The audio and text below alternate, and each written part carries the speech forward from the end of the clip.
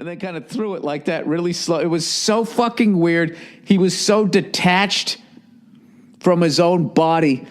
And I'm convinced now, after I saw Bill Clinton do it, that they just know people are taking pictures of them. So that they don't even give a fuck about interacting with you. It's all about what you look like in the paper. That was that time I told you, long story, but I ended up, Bill Clinton, when he was still president, this is pre-getting impeached and all that shit, he came down to Boston, and one of my friends wanted to go down and see the motorcade. I didn't want to fucking go.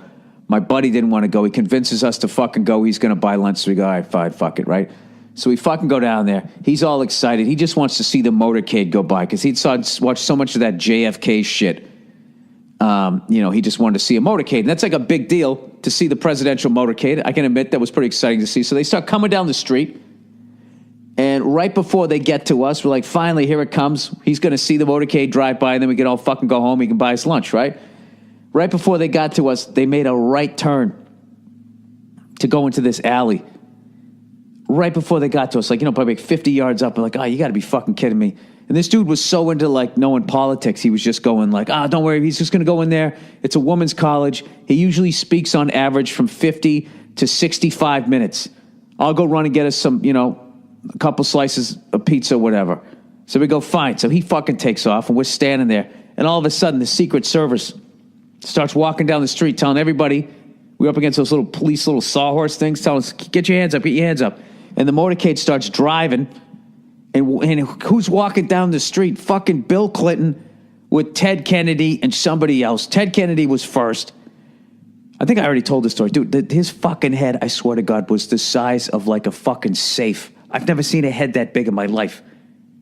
I literally went to both your hands up so the Secret Service could see your hand. And they were just sort of high-fiving people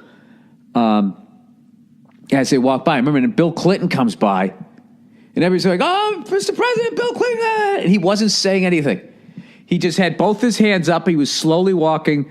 And just imagine smiling with your mouth open. Yeah. Like you were doing that, but your face was just frozen. He was just walking past all of us doing that, and everybody was yelling to him. Everybody was saying stuff, and he did not say anything to anybody. He just had that fucking look on his face with both his hands up. He looked like a fucking crazy person. But then the next day, the front page of the paper, you see the guy, and he's on the front page of the paper and it looked like we were all having a great time. I thought there was something wrong with him. Also, I will tell you right now, dude, the softest fucking hands of any guy ever. Ever.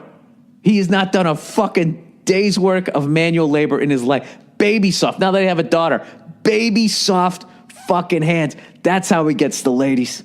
That's what it is. He puts one of those soft baby hands on your shoulders, takes out a cigar, and it is game, set, match. So anyways, he fucking does this shit.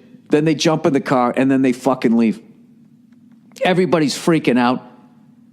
And then it's just over. And people just start to walk away and leave. Okay, all of this took less than 38 seconds. Okay? Because the Secret Service was not going to have the president exposed to the public for that long. So anyways, he jumps in the car as they leave. Everybody's like high off of, oh my God, I shook the president's hand. How big was Ted Kennedy's head? That takes about a minute for people to be like, what the fuck? And then people just start walking away.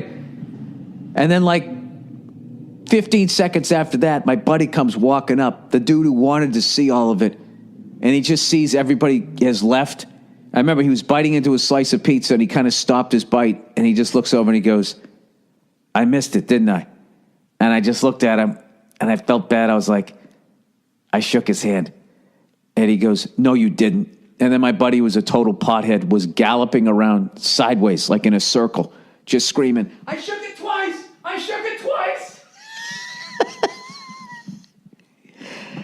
Oh, it was such a fucking sad, quiet ride home, and we were trying not to fucking laugh. We just started laughing after a while, and he just refused to believe it. But the details we had, he knew that it was fucking true. And then the next day in the paper, he saw, because we were saying, dude, he wasn't saying anything. I'll never forget that. He just was like, oh. But without, that's the noise he should have been making. But he wasn't making that noise. He just had his mouth open with his fucking hands up. And the next day in the paper, though, he looked like a champ. The man looked like a champ. All right. Jesus, that was a long way to go. What was I talking about? The first time I went to a Super Bowl. Yeah, so we went to it, and